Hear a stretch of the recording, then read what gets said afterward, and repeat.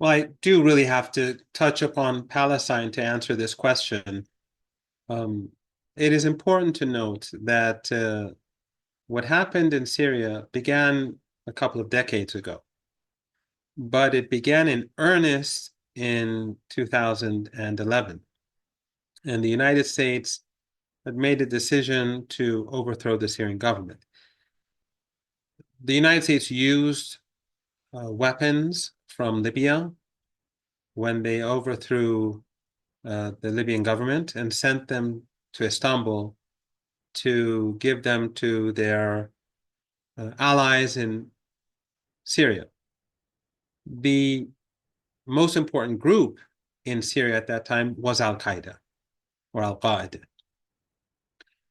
what you call the Islamists, although I would disagree with the term because I don't think they represent the Islam that we know. But Al-Qaeda was receiving these arms. And this was something that Iranian intelligence was stating very early on, but Western media and Western politicians were ridiculing the Iranians. But later on, it came out, thanks to WikiLeaks, that Jake Sullivan, who is now the U.S. National Security Advisor, he said in an email on February the 12th, 2012, that in Syria, Al-Qaeda or Al-Qaeda is on our side. So the United States was using the terrorist organization that carried out 9/11, according to the United States, 10 years later to overthrow the Syrian government and also to overthrow the government in Libya, where they were more successful. Later on, Al-Qaeda, for reasons that I think we don't need to discuss here, split into two groups. Now, Al-Qaeda was being supported by NATO countries. Foreign fighters were coming in from across the world, including Europe and North America, but also across the Arab world and elsewhere, Central Asia. And the United States, the Europeans were also using an extraordinarily large amount of funding from oil and gas-rich countries in the Persian Gulf. But the command centers were in Amman in Jordan, but most importantly in Turkey. Now, in late 2011, I was told by a very knowledgeable person with a very important background, Alistair Crook, who at that time had a think tank and who had left government, the British government. He was also an advisor to the head of the foreign policy head of the EU. He established a think tank, and he told me, because in the 1980s he was in Afghanistan, he was in Pakistan, and they were dealing with the situation in Afghanistan. And he told me that the West is behind the dirty war in Syria. And he told me the reason I know is because all the people who I knew in Pakistan are now in Istanbul. So the people who are involved in Afghanistan through Pakistan are now involved in Syria through Turkey. But there's also much more evidence. We have the US Defense Intelligence Agency document of 2012 that was released. In it, this intelligence organization, the largest military intelligence organization in the world, in it, it says that US allies in the region wanted to create a Salafist entity between Syria and Iraq. Why? Because they wanted to break the path between Syria and Iraq and isolate Syria even more. What was that Salafist entity? It was ISIS. ISIS was a part of Al-Qaeda. until it broke away because of differences over how to organize. ISIS wanted the Islamic State of Iraq created the Nusra part of the group, and then when it declared itself the Islamic State of Iraq, the Islamic State of Iraq and Syria, then Nusra didn't accept and they broke away. So they had the same ideology. And the current head of Hayat Tahrir Sham was therefore in Al-Qaeda, ISIS, and then when he was the head of the Nusra Front, which changed its name to Hayat Tahrir Sham, they in the presence of Al-Qaeda, they broke away from Al-Qaeda. In other words, the Al-Qaeda senior officials were brought in and said, look, we're no longer with these people. In other words, and Al-Qaeda was sitting there saying, yes, he isn't with us. They aren't with us. In other words, they are together. But for practical purposes, they decided to say, okay, we're not a part of Al-Qaeda. For public diplomacy purposes, for CNN purposes, and so on. So the head of the Defense Intelligence Agency, later in an interview on Al Jazeera, of all places, said that the US government supported this policy. Obama supported this. Supported what? What regional countries wanted to do, to create a Salafist entity between Syria and Iraq. So when people speak about Islamic extremism, I would say this has nothing to do with Islam. This is American extremism. This is NATO extremism. This is Western extremism. It has nothing to do with, it's not indigenous to our culture. I think this is something that Indians should also recognize. But there's also even more interesting evidence. In a leaked audio, and all of this is online, in a leaked audio, the US Secretary of State, Kerry, said to so-called Syrian opposition troops that we allowed ISIS to advance on Damascus. So the evidence is overwhelming, and I can give you all sorts of other bits and pieces of information. But the fact is that ISIS and Al-Qaeda and their affiliates, they were a part of a dirty war by the West to undermine Syria. Back then, the Western media, and unfortunately Arabic media, was demonizing the Syrian government. And also these Al-Qaeda groups carried out false flag operations, chemical weapons operations, and the West tried to blame Syria because they were with these terrorist groups. But there's very good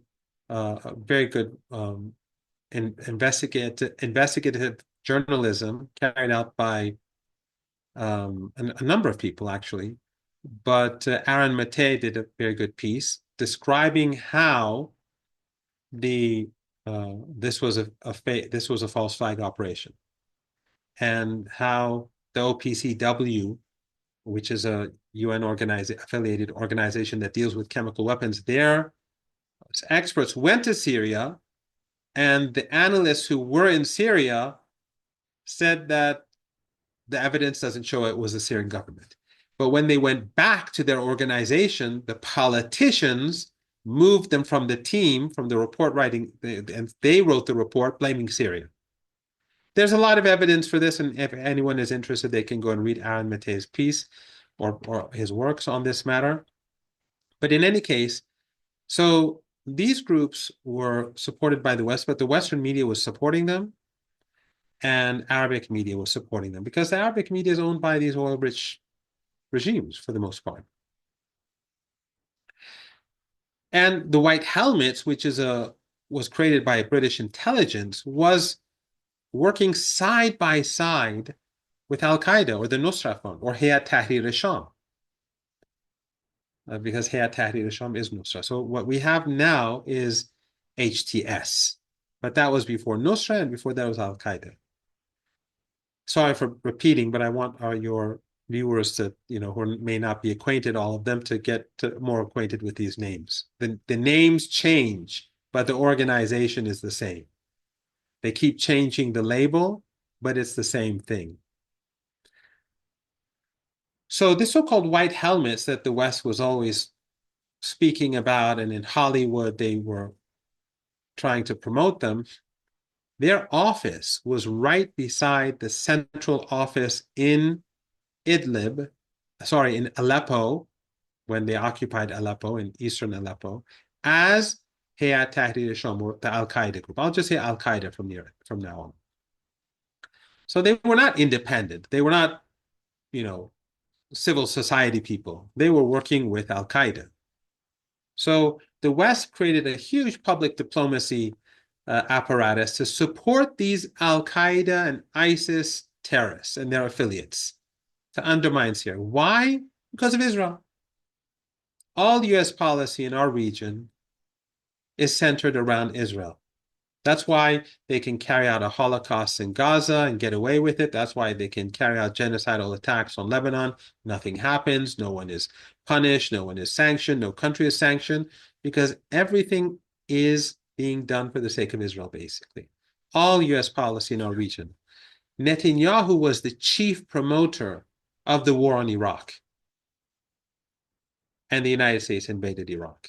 And the United States, as a result, spent trillions of dollars, wasted trillions of dollars, and killed over 1 million people. But since Israel wanted it, they did it. So the point is that these extremists are Western-backed. These extremists are very cruel and dangerous people. They have a horrific background. They slaughter innocent people.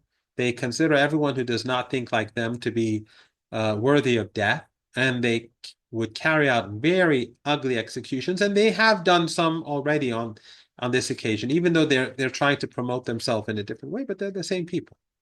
So what happened recently? There's a war going on in Gaza. Not a war, but a genocide, supported by the West. Day and night, women and children are slaughtered. Who is trying to stop the genocide? The Axis of Resistance. Two members are Ansarullah in Yemen, who blocked the Red Sea so that to put pressure on the Israeli regime to stop it, and the Iraqis, who fire missiles and drones at the Israeli regime to put pressure on them to stop the genocide. But the third was Hezbollah. Hezbollah began on October the 8th, when they knew that the Israeli regime was about to carry out a genocide. They began to attack Israel because the Israelis were saying, we're going to cut off the water for everyone, the food, the electricity, the fuel. That's what the Minister of Defense said. We're going to cut off everything. We're going to starve them.